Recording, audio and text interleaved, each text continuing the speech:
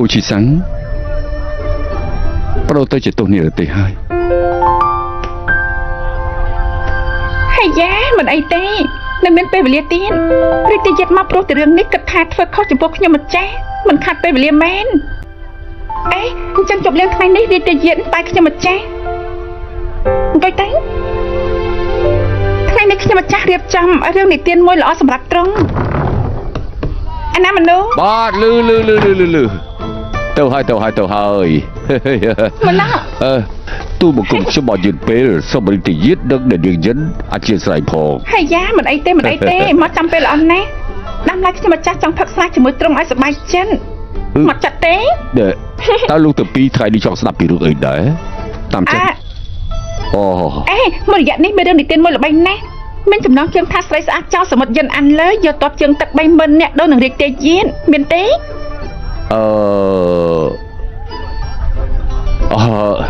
rương đi tiền buổi đi là bầy khẳng bị hơi tôi một có bạp nhà kia ở tính chỉ du nằm mà hơi và tay nó thật tình bật bản chẳng thải đi tôi một có một dây rương mê tọp ảnh đính cả phía bồm đán được phía bì dọp tao luôn từ phía dù giả đạt đấy cứ rương này hai lo mình tới cả ăn lên tại chẳng bàn ăn nín rương đi tiến đầm đà thả bè đi chia trong miền bờ niêng mùi bờ óng cứ chia về địa đề đi khla hát đôi chia bờ đỏ dạng chực châu sầm mò đập phúm đập đạp chơi chậm nè trong cứ bờ niêng an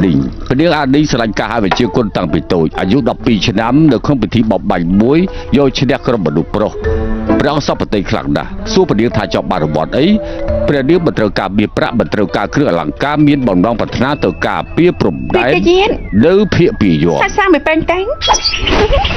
អ្វីទៅបថាបំណងប្រាថ្នារបស់ព្រះនាងទុកថាសមយកចិត្តទុកដាក់ស្ដាប់រឿងនេះទៀតតែទោះជាយ៉ាងណាក៏ដោយនគរជិញត្រូវបានបង្កើតឡើងដោយកម្លាំងបំពាក់បរោះហើយវាឲ្យធ្វើឲ្យព្រះអង្គយ៉ាងណាក៏ប្រសើរជាងរឿងដែលបន្ថែមបន្ថយមិនធ្វើក្រំលេចមានភាពកកពេលនេះមិនត្រឹមតែកោប្រទេសដែលបង្ហូរឈាមកាពីទឹកដីព្រមទាំងមានស្វាមីជាច្រើនអ្នកពេលដែលកលេចមើលព្រំដែនការលំបាកបែរទៅជានេះគឺយើងជួយលោកគ្រូអរប្រគុណនៃទីយាននិយាយបន្តទៀតទោះជាមានរឿងអីក៏មិនដាច់ឈប់ដែរក្រាបទូលទឹកដីភាគពីយប់នៅជិតនគរប៉ៃឈីងនគរជីងនិងនគរប៉ៃឈីងធ្វើត្បិតថាបញ្ឈប់សង្គ្រាមរគ្រាច្រើនឆ្នាំប៉ុន្តែក្រុមចៅនៅតាមព្រំដែននៅតែបរំខានគ្រប់ពេល6 ឆ្នាំមកនេះដោយសារតែមានពនាងអាននិងការពារអង្គអាចក្លាហានទៅជារាជរស់នៅបានសុខសាន្តមួយរយៈក្រោយមកក្រុមចៅចេញអុកលុកម្ដងទៀតពនាងអាននិងជិះលើក្រងសេះប្រយ័ត្នទៅសមរភូមិចេញច្បាំងសសាបែបនេះជារឿងនិទានចេញពីរាជវង្សមែនទេមិនបាច់ចំណេញទេមើលទៅពិតជានាងហើយនឹងគេគួរតែជាអ្នកក្លាហានគ្រប់អ្នកក្លាហានក៏ផិតភ័យញ័រសាច់ដែរមនុស្សចំពោះមុខក្រឡេកមើលទៅព្រះនាងគ្រប់អ្នកដទៃព្រះនាងតែងប្រកាយក្រងដោយមកុដមាសស្លៀកពាក់អាវចម្បាំងដើរទៅលើព្រើពណ៌សក្បុសដៃកាត់ដាវដមុតស្រួចពេលបានជុំនឹងពួកចៅរក្សាភាពថ្លៃថ្នូរបង្ហាញពីអាកប្បកិរិយារបស់នគរដ៏អស្ចារ្យ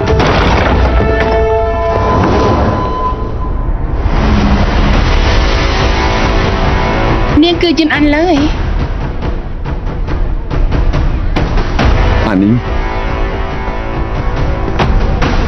មិនបានជាពនាងមកវិញតែទៀតគិតបញ្ជារាជជាតិអីយ៉ាតើនេះនៅក្នុងរឿងនិទានបែបទេពនាងអាននេះនៅក្នុងរឿងនិទានមិនស្មានថាអត្តចរិតឆេលឆាវផុសពីនៅក្នុងរឿងនិទានចាំទទួលទៅ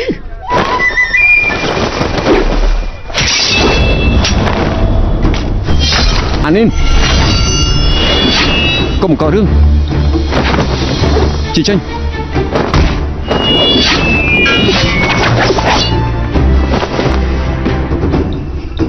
យើងជារីទីយាននគរជីងទៅមកគុំស្លាប់តែមិនតបតែប៉ុណ្ណោះយើងមិនចង់មានរបួសទេ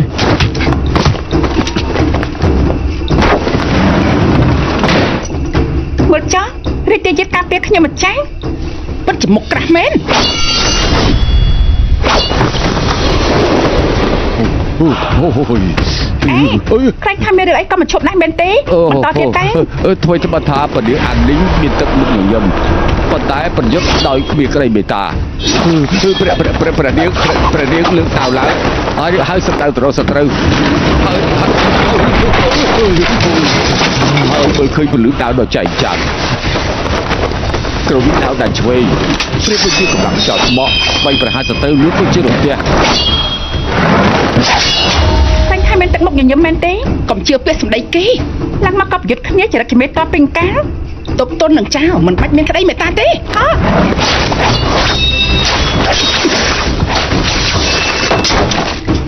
មានមកទូលពីចៅប៉ុន្តែខ្ញុំជាមន្ត្រីទេតើមែនទេខ្ញុំនៅតាមផ្លូវលឺបន្តិចទេរឿងដែលនាងតាមរំខានរាជទីជាតិចៃដំណាស់ខ្ញុំក៏លឺគេអែបអបនាងមកច្រើនដែរមានគេឈ្មោះខ្លាញ់ៗគឺត្រូវការជីវិតនាងជីវិតខ្ញុំថ្លៃណាស់នាងត្រូវយកជីវិតនាងមកបដូរហើយ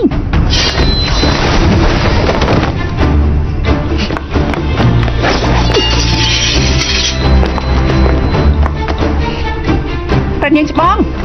បាក់ខ្លាហាន់តាមមក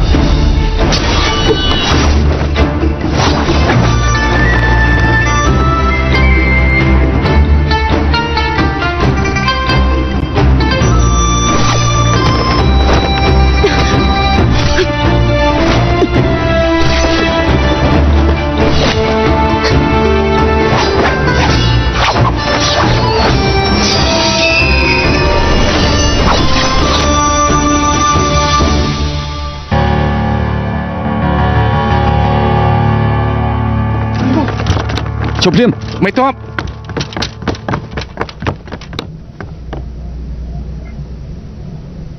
ប្រយុទ្ធបានល្អ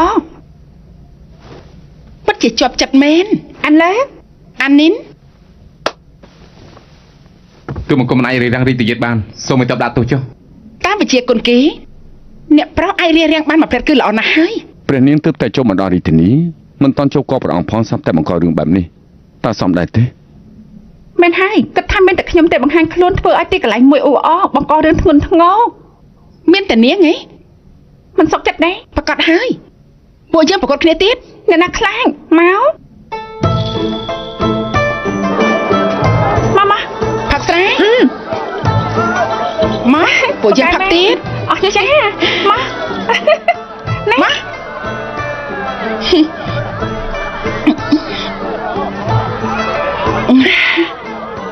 តានាងធ្លាប់វាយចោលដល់របូតខោប្រហែលអ្នកហើយយ៉ាកុំនិយាយអីមិនតិចទេគេស្ដាប់មកគាត់ប្រនាងទេ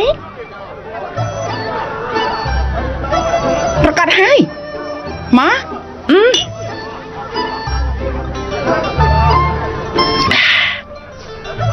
អញ្ចឹងតាមមនុស្សប្រុសគ្រប់គ្នាក៏សរសើរនាងទេ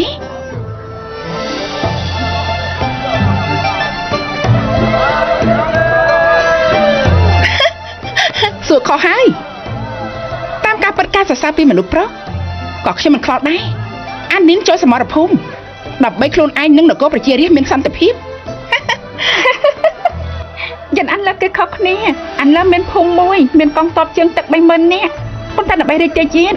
ខ្ញុំសុខចិត្តប្រកល់ឲ្យដៃពីររាជជាតិទឹកចិត្តអានលើត្រង់យល់ហើយមែនទេកំពុងតែខឹងហើយរាជជាតិយល់ហើយមែនទេមានបន្ទូលមកឲ្យលឿនឡើងយិនអានលើ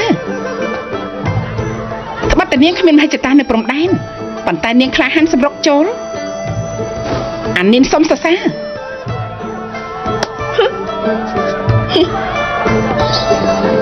មនុស្សគ្រប់គ្នាស្ដាប់ខ្ញុំនិយាយយិនអានលើអានីនពួកយើងមានចិត្តដូចគ្នាថ្ងៃនេះនៅទីនេះ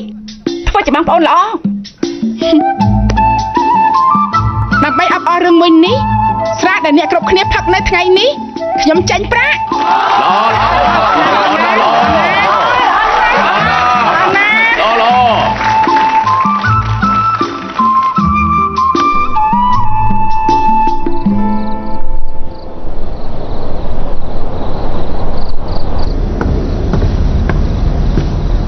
ទើបតែមកវិញគឺអុកលោកទៀមស្រាយកយិនអានលើធ្វើជាបងប្អូនល្អពេលនេះល្អហើយធំក្លិនស្រាពេញខ្លួនចូលមកកលយើងអានិនតើប្រនាងចង់បានគេឈ្មោះដែរឬទេតើមិននិយាយទេមេតបធំមានកំណត់ហើយតើមិនចាត់ទុកយើងជាស្ដេចនៅក្នុងចិត្តហើយមែនទេព្រះអង្គខ្ញុំម្ចាស់ឆ្លងកាត់ស្លាប់រស់ក្នុងសមរភូមិសូម្បីជីវិតក៏ហ៊ានលះបង់ដែរតើខ្វល់ពីគេឈ្មោះអ្វីដែរទៅហើយអានិនប្រនាងមើលស្ថានភាពខ្លួនឯងបែបនេះមិនអាចរកប្រតិធិបតីបានទៅតើខ្ញុំម្ចាស់រកប្រតិធិបតីធ្វើអីគេអាចដឹកនាំកងទ័ពធ្វើសង្គ្រាមបានឬអាចគ្រប់គ្រងនគរបានតើប្រនាងគ្មានការអត់ធ្មត់នឹងយើងហើយមែនទេល្អចាំភារកិច្ចចប់គឺមិនឲ្យទៅវិញទេខ្ញុំម្ចាស់តែមេតបភាគពីយប់ហេតុអីមិនឲ្យទៅវិញភាគពីយប់មិនមែនមានមេតបតែម្នាក់ទេនគរបិឈិញក្រីក្រនឹងទុនខ្សោយមិនមានប្រនាងក៏ធ្វើអីមិនបានដែរឆាបានហើយឆាប់ទៅរកប្រធានធិបតីបង្កើតកូនចៅពីរ3នាក់ចង់ទៅឆ្ងាយប៉ុណ្ណាក៏ទៅខ្ញុំម្ចាស់មិនធ្វើតាមទេខ្ញុំម្ចាស់មិនរៀបការនឹងបង្កើតកូនទេរស់នៅក្នុងជីវិតដោយសាមញ្ញនេះ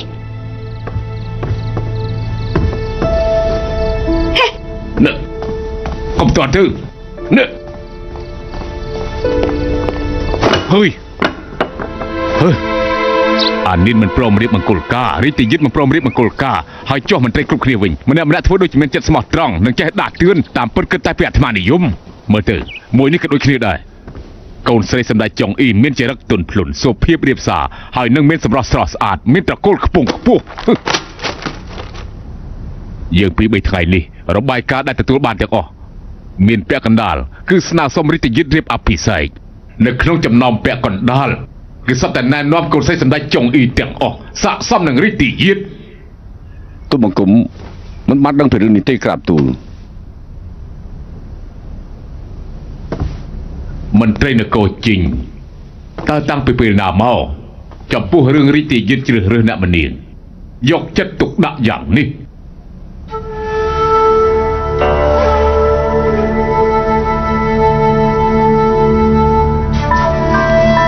ព្រះអង្គ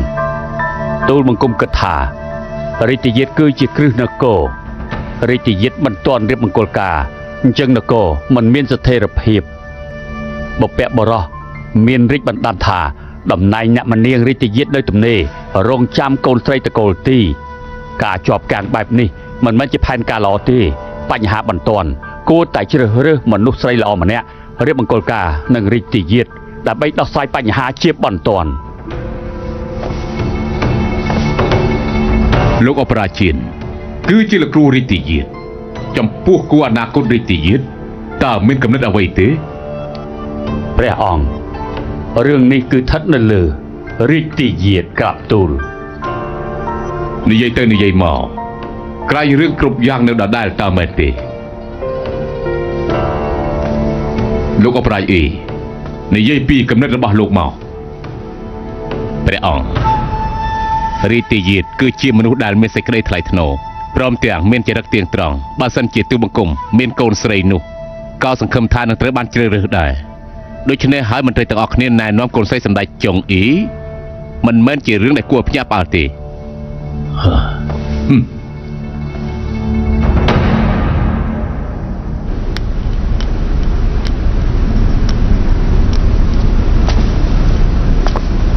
អ្នកនាងយិនមានពេលទំនេរអង្គុយនឹកអ្នកដទៃ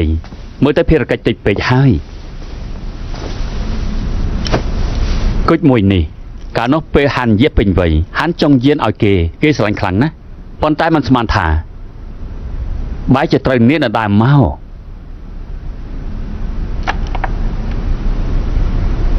ពេលនេះទទួលខុសត្រូវដំណាក់ស៊ើបរឿងក្តីថានឹងដំណាក់ព្រមត្តនស្ដាប់បញ្ជានាងនិងតំណែងរាជយិត្តការពារនាងក៏ចាត់ទុកថាគ្រប់គ្រងដំណាក់ច្បាប់ទាំង3ដែរអញ្ចឹងបន្ទាប់មកតើគិតយ៉ាងម៉េចបន្ទាប់មកមន្ត្រីនៅមូលធានហ្វូចុងលីវិនអូនថ្លៃគូអ៊ីនាងនៅជាងណានមែនហើយកាលនៅត្រកូលទីទៀមទាយុទ្ធធម៌គេជួយឃាតករប៉ុន្តែពេលនេះគេបាច់ជាខ្លាចជាមន្ត្រីនៅមូលធានហ្វូម្យ៉ាងទៀតប្រាស់រឿងជួសជុលអភិរក្សទាំងខົບខិតនឹងមន្ត្រីឧស្សាហកម្មទទួលជោគជ័យដោយត្រីហែកទាំង លើថាមានបញ្ជាឈ្មោះកងទ័ពត្រកូលទេ80000នាក់អ្នកទុកក្នុងដៃគេ ប៉ុន្តែលើកនេះពួកយើងក៏ខុសគ្នាហើយលើកមុននាងប៉ះពាល់ដល់គូអ៊ីនាងគេចង់សម្លាប់នាងត្រូវបរាជ័យថ្ងៃក្រោយប្រកាសជាមិនព្រមបញ្ឈប់ទេ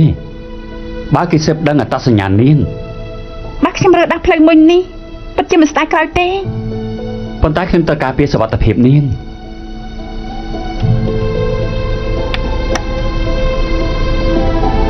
លោកចង់ឲ្យគេចូលរាជធានីមែនទេ ត្រូវហើយពេលដែលទីជាយានคล้ายចុះពីលើភ្នំគេអាចការពារនាងបានល្អបំផុត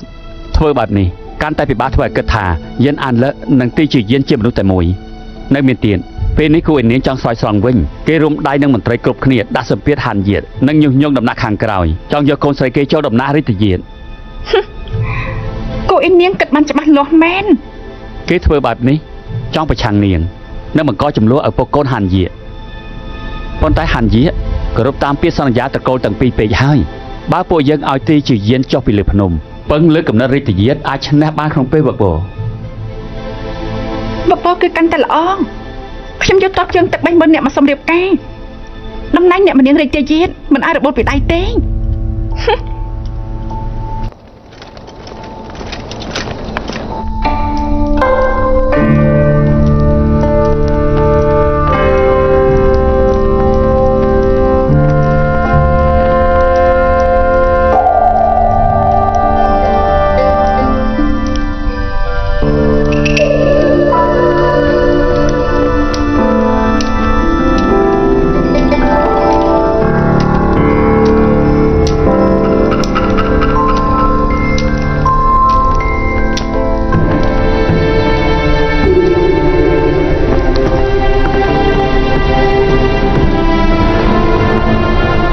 មេត្តា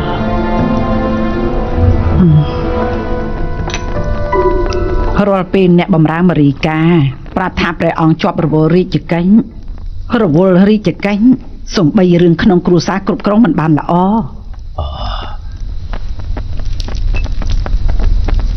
មករយៈពេលនេះមិនបានចូលគាល់ព្រះមេត្តាគឺព្រោះ មេត្តាថារាជទីយាតអាយុជាង20ហើយមិនទាន់រៀបមង្គលការរឿងគេរៀបមង្គលការចិត្តខ្លាចជារឿងកំ pl ែងក្នុងនគរជីងហើយ បុត្រមិនមែនមិនចង់ដាស់តឿនគេទេប៉ុន្តែជាច្រើនឆ្នាំមកនេះគេយករាជបណ្ដាំស្ដេចចាស់ធ្វើជាលេសបដិសេធបុត្រពិតជាមិនដឹងជាត្រូវធ្វើយ៉ាងម៉េចទេ រាជទីយាតមិនចេះគិតតើព្រះអង្គមិនចេះគិតដែរកាលនោះព្រះបិតាបុត្រល្ងីល្ងើយល់ព្រមនឹងមង្គលការនេះទាំងបញ្ញាបញ្ញាតើព្រះអង្គក៏ចង់ល្ងីល្ងើបន្តទៀតដែររឿងរៀបអភិសេករាជទីយាតជារឿងក្នុងគ្រួសារក៏ជារឿងនគរដែរមិនត្រូវខកខានព្រោះកូនស្រីតកូលទីម៉ែដោះសុនអ្នកនាងក្នុងតកូលខ្ពង់ខ្ពស់កូនស្រីគ្រប់អាយុរៀបមង្គលការក្នុងរាជធានី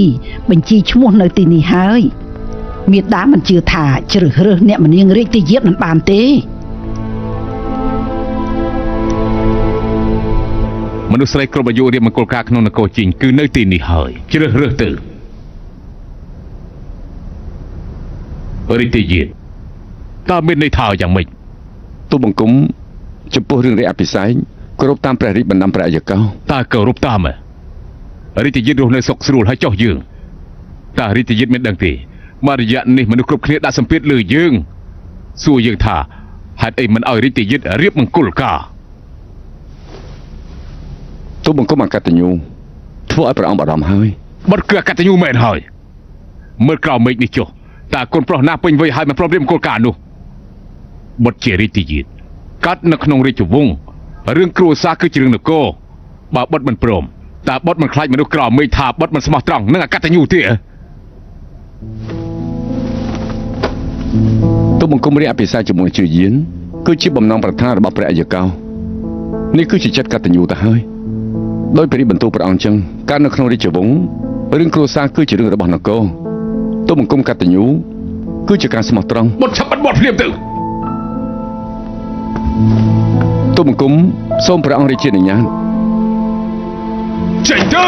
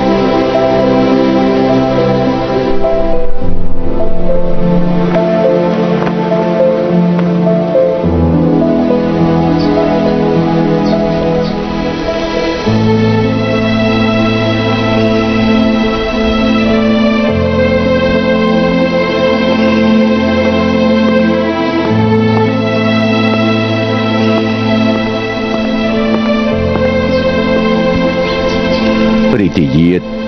ទឹកចិត្តគោរពតាមព្រីបណ្ដាំរឹងមាំដូចថ្មហើយ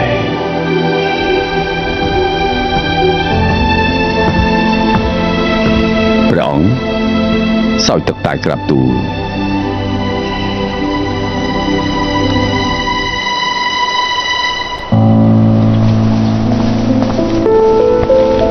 រាជយាតជ្រើសរើសអ្នកម្នាងមិនអាចខ្វះយន្តអានលើកយកកងទ័ពមកសម្រៀបកាន់នោះរាជយាតខ្ញុំមកសង្គ្រោះហើយ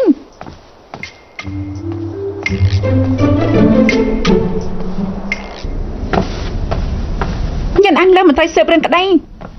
ថ្វាយបង្គំព្រះអង្គក្រោកឡើងនាងចូលគាត់យើងមានការអីដែរអានលើមកទទួលទោសតើនាងមានទោសអីអានលើចង់ឲ្យរាជយាតសពតិឆាប់ស៊ើបដឹងការពិតក៏បានចាប់ខ្លួនកូនប្រុសសម្ដេចចុងអ៊ី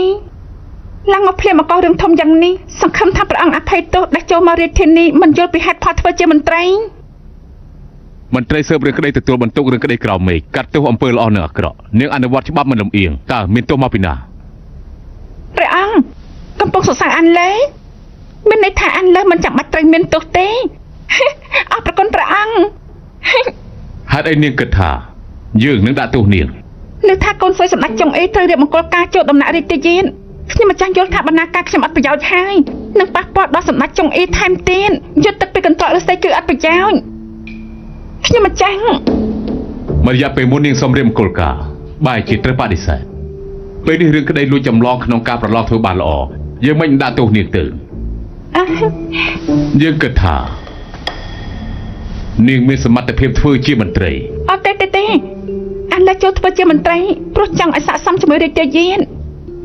ខ្ញុំម្ចាស់លើថាអ្នកម្នាងរាជយាតជាអ្នកដទៃទើបត្រូវប្រញាប់រត់មកទីនេះបើឲ្យយើងជ្រើសរើសយើងគិតថានាងជាមនុស្សដែលស័ក្តិសមជ្រើសរើសគួរឲ្យស្ដាយជ្រើសរើសអ្នកម្នាងគឺជារាជយាតពេលនេះអានលើព្រមរៀបមង្គលការតែរាជយាតមកជាបដិសេធ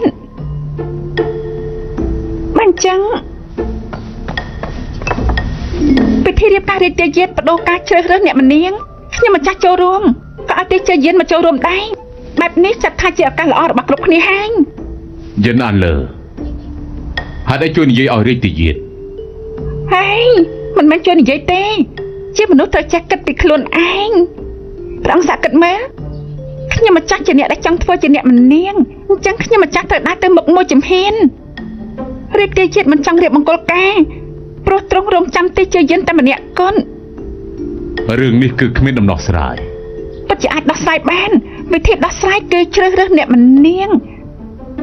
ឲ្យតែទេជាយិនចូលរួមក្នុងរឿងនេះរាជយាតសប្បាយប្រតិហើយ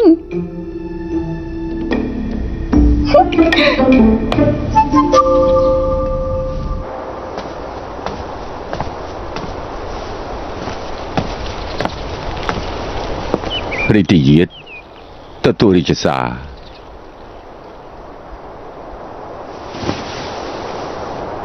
រាជវង្សយកចិត្តទុកដាក់ចំពោះប្រពៃណីក្រៅមេឃវាសនាមិនអាចបំពានបានពេលនេះរាជយាតហានយាដល់ប្រជជនរៀបអភិសេកត្រូវធ្វើការជ្រើសរើសអ្នកម្នាងដូច្នេះប្រកាសក្រៅមេឃមនុស្សស្រីដែលមានសម្រស់ស្អាតមកចុះឈ្មោះចូលរួមពិធីជ្រើសរើសអ្នកម្នាងរបស់រាជយាតអរព្រគុណព្រះអង្គតែទូលបង្គំសមាជិកហើយមិនទទួលរាជសារទេទីជឿយានទទួលការអនុញ្ញាតឲ្យចុះពីលើភ្នំចូលរួមក្នុងការជ្រើសរើសអ្នកម្នាងចប់រាជសារតើព្រះអង្គយល់ព្រមឲ្យនាងចុះពីលើភ្នំហើយមែនព្រះអង្គព្រមឲ្យទីជឿយានចុះពីលើភ្នំហើយនាងពិតជាអាចធ្វើបានមែនរាជយាតទទួលរាជសារទៅទូលបង្គំទទួលព្រះរាជសារ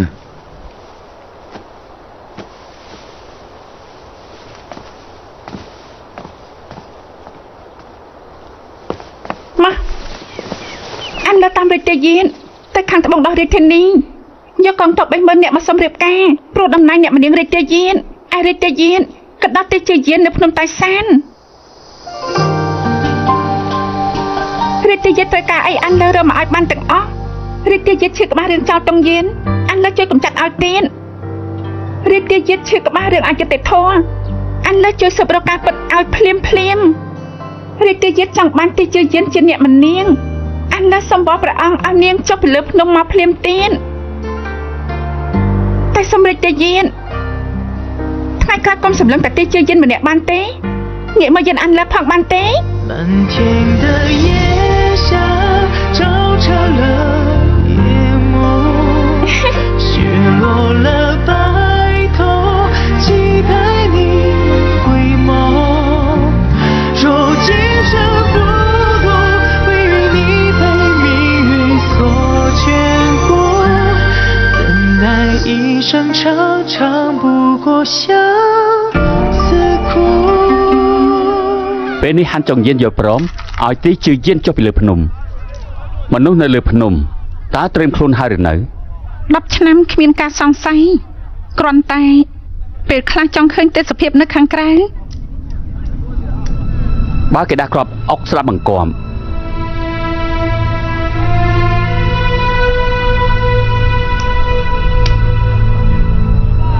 ពួកយើងនឹងផ្ដល់សេរីភាពឲ្យគេលោកម្ចាស់នៅមានរឿងមួយទៀតគឺចម្លែកណាស់និយាយមកពនាងអាននីងធំឡើងជាមួយទីជាយានចាប់អារម្មណ៍យានអានលើហើយព្រះនាងអាននីងនិងទីជាយានពីក្មេងរៀនជាមួយគ្នាមានទំនាក់ទំនងល្អបែរជាពេល3ថ្ងៃក្រោយពេលតកូលទីមានរឿងធ្លាក់ខ្លួនឈឺធ្ងន់អ្នកបម្រើក្បែរខ្លួនស្លាប់ក្រោយមកក៏ទៅភៀកពីយប់មិនត្រឡប់មករាជធានីវិញទេអញ្ចឹងរកឱកាសល្អសាកល្បងគេ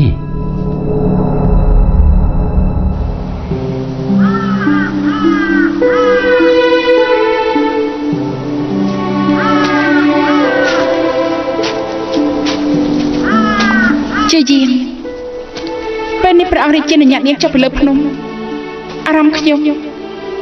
គឺរីករាយនិងភ័យខ្លាច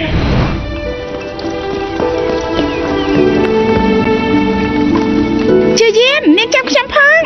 អាននេនព្រះនាងឆាប់មកពួកយើងទៅលេងក្រោយភ្នំល្អជឿយាននឹងមេតបជាមិត្តចាស់ពេលនេះគេបានត្រឡប់មកវិញហើយមេតបគួរតែសប្បាយចិត្តខ្ញុំពិតជារីករាយហើយគ្រាន់តែពេលនៅក្មេងប្រកួតវិជាគុណចាញ់គេមិនចង់ខ្មាស់គេទៀតទេ10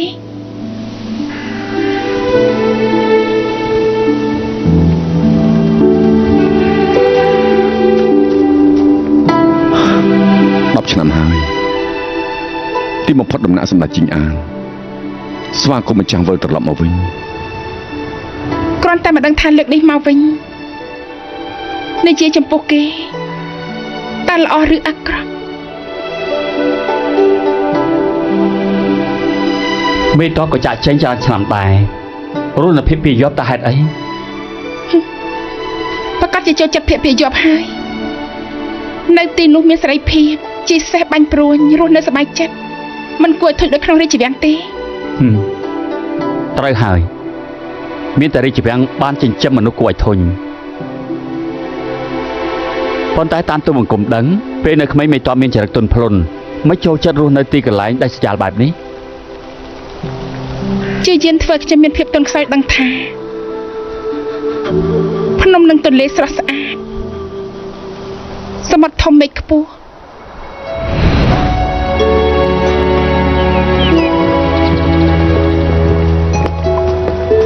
ជាយានថ្វាយបង្គំព្រះនាងអាននេននេះជាអំណាចជួបគ្នាដែលជាយានត្រៀមសម្រាប់ព្រះនាងអាននេន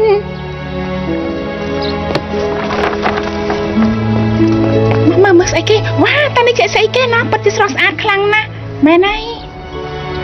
ទ្រង់ជាស្ដេចនគរជីងថ្ងៃណាមួយទ្រង់យើងទៅខាងក្រៅមើលភ្នំនិងទន្លេដ៏ស្រស់ស្អាតពិតជាមានរឿងមែន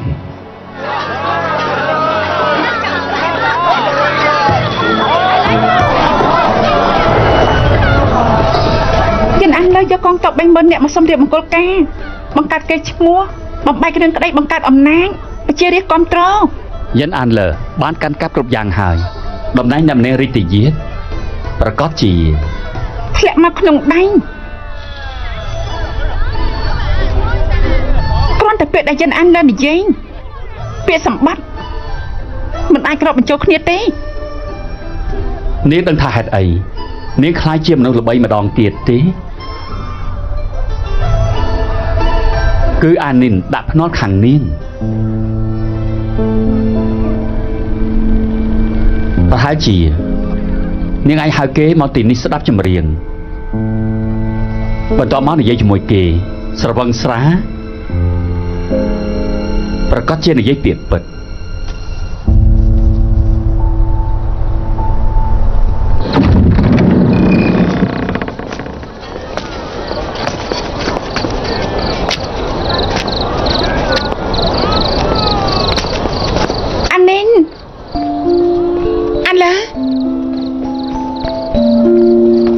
នាងនៅទីនេះ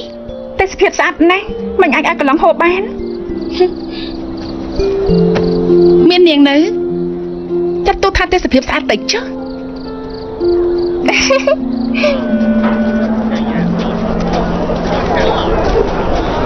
មិនសប្បាយចិត្តទេអត់ទេមិនសប្បាយចិត្តបន្ទោចេញមកបានមនុស្សដូចខ្ញុំម្ចាស់រងចាំស្ដាប់បាននាងមិនលួងលោមតែខ្ញុំនិយាយមានប្រយោជន៍ទេពេលមនុស្សបាក់ទឹកចិត្តពិតជាចង់ឲ្យមានមនុស្សអង្គុយស្ដាប់ហើយ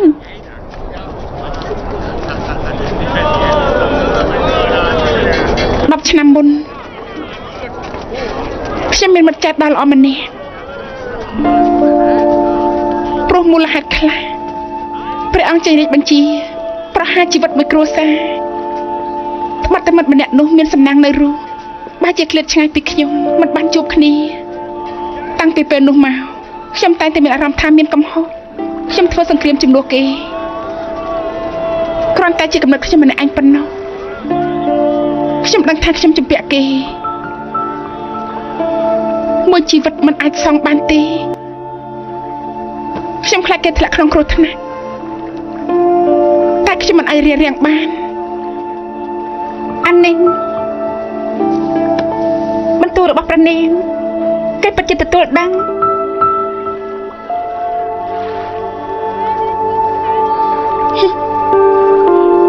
កំប្រួយឯងតើលេងទៀមសាលេងស៊ីន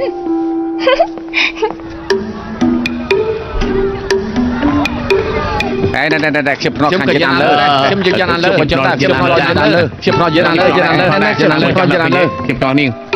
ឮថាព្រះនាងភ្នក់យកខាងខ្ញុំហើយដើម្បីជាការអរគុណខ្ញុំម្ចាស់សូមចេញព្រះនាងមើលស្រីស្អាតនៅទៀមសាលេងស៊ីនយ៉ាងមិនដែរស្រីស្អាតទេយិនអានលើពិតជាមនុស្សមានទេពកោសល្យមែនពិតមែនហើយធ្លាប់ឃើញមនុស្សប្រុសនៅជួរកងទ័ព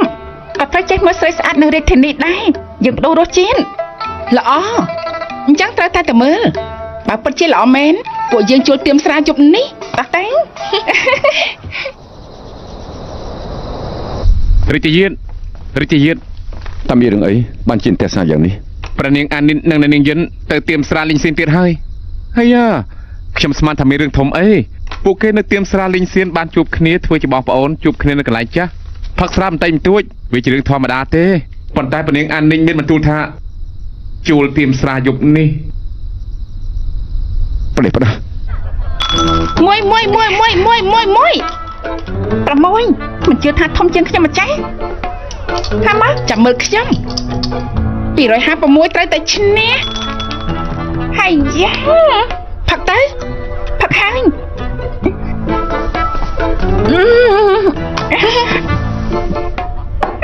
អាណាស្រីស្អាត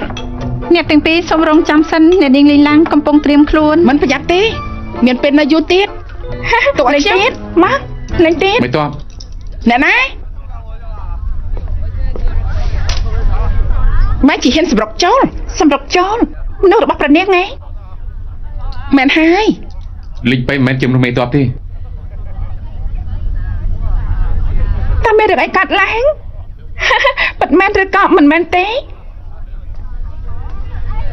តើមានន័យថាម៉េចមិនចង់ធ្វើហើយទេទូមង្គមជាអ្នកការពីមេតបមិញនេះយល់ច្រឡំសម្ដីនៅនាងយិនហើយរឿងនេះគឺខ្ញុំខុសអ្នកទាំងពីរកុំឆ្លោះគ្នាឯង នឹកក្រោយខ្ញុំសួរត្រង់ថាគេជាអ្នកការពាររបស់ព្រះនាងមែនដែរទេ ជិនអានលើចេញទៅ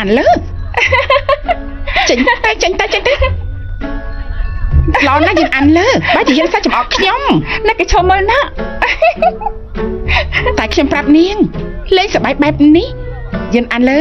យប់នេះត្រូវតែផឹកស្រាឲ្យស្វឹង ប្រកាសហើយ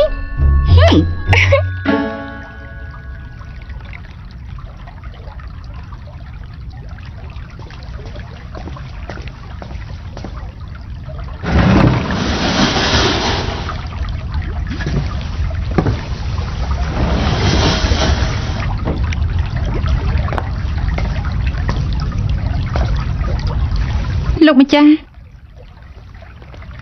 ខ្ញុំត្រូវទៅជួបពួកគេទាំងពីរហើយ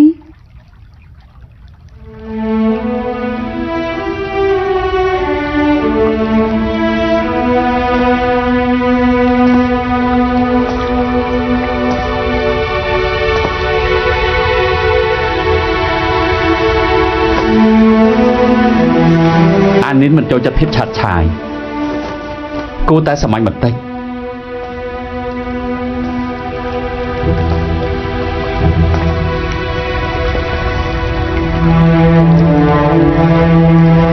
លេងឡើងនាងត្រូវធ្វើឲ្យមនុស្សគ្រប់គ្នាចូលចិត្ត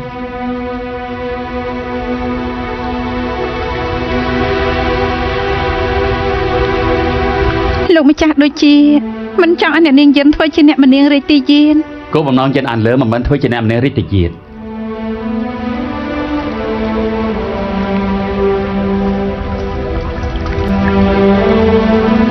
តើត្រៀមខ្លួនហើយទេ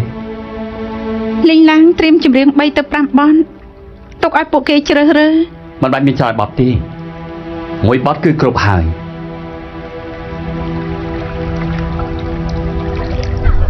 អាយ៉ាស្រីស្អាតពិបាកអញ្ជើញយ៉ាងនេះបើគេនៅតែមិនមកទៀតពួកយើងត្រូវផឹកស្រាឲ្យអស់ ខ្ញុំទៅមើលសិន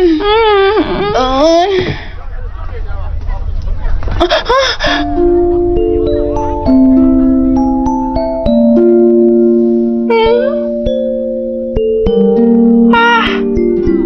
អស់ចាពេកហើយខ្ញុំមិនចាស់ឃើញច្បាស់នឹងភ្នែកនេះមិនហៅថាជាអ្នកការពារផ្ទាល់ខ្លួនមិនឃើញគេទាញប្រនាងយកទៅអោបឡើងជាប់ជេ មើលខុសហើយមើលមិនខុសទេ នាងស្វឹងស្រាហើយ មើលឃើញច្បាស់អ្នកទាំងពីរអ្នកនាងលេងឡើងមកហើយ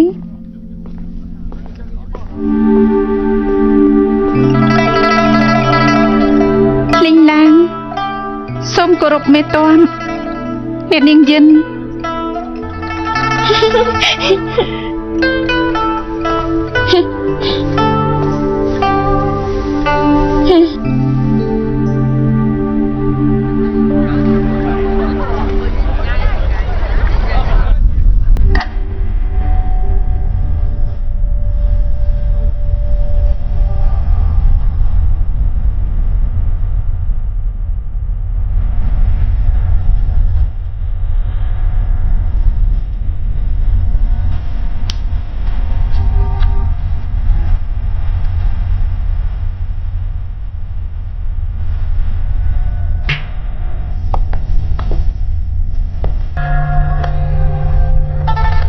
ព្រលឹងខ្មោច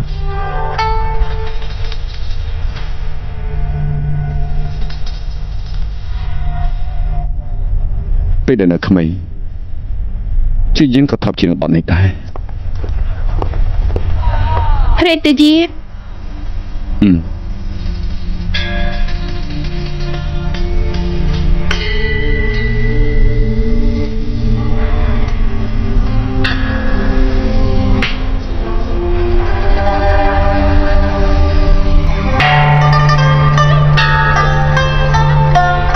ពីរោះណាស់